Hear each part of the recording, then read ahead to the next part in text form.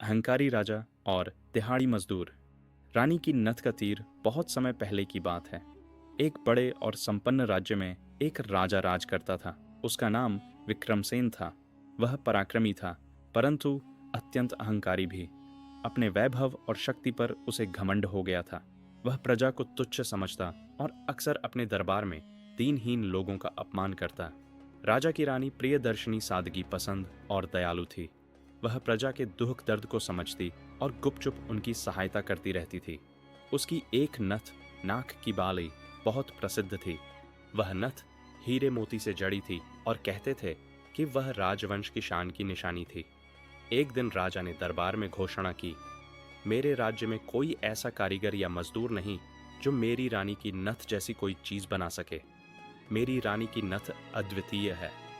यह सुनकर एक दिहाड़ी मजदूर रामू ने हाथ जोड़कर कहा, महाराज, भगवान ने चाहा तो मैं भी वैसी नथ बना सकता हूँ।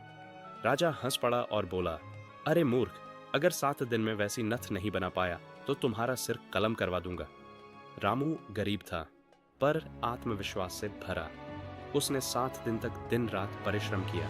बांस की छोटी झोपड़ी में बैठकर उसने अपने पुराने औजारों से नथ गढ़नी शुरू की।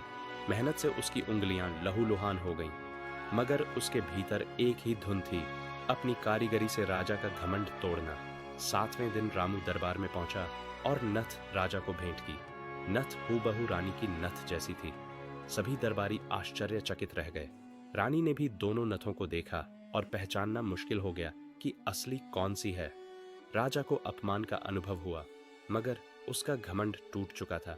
उसने रामू से पूछा, यह बताओ, तुमने यह अद्भुत काम कैसे किया? रामू ने नमन करते हुए कहा, महाराज, मेहनत, सच्ची लगन और ईमानदारी से कोई भी काम असंभव नहीं होता, और गरीबों को तुच्छ समझना सबसे बड़ा अहंकार है। राजा ने शर्मिंदा होकर रामू को इनाम में सोने की 100 मुद्राएं दीं और ऐलान किया कि अब वह प्रजा के हर व्यक्ति का सम्मान करेगा।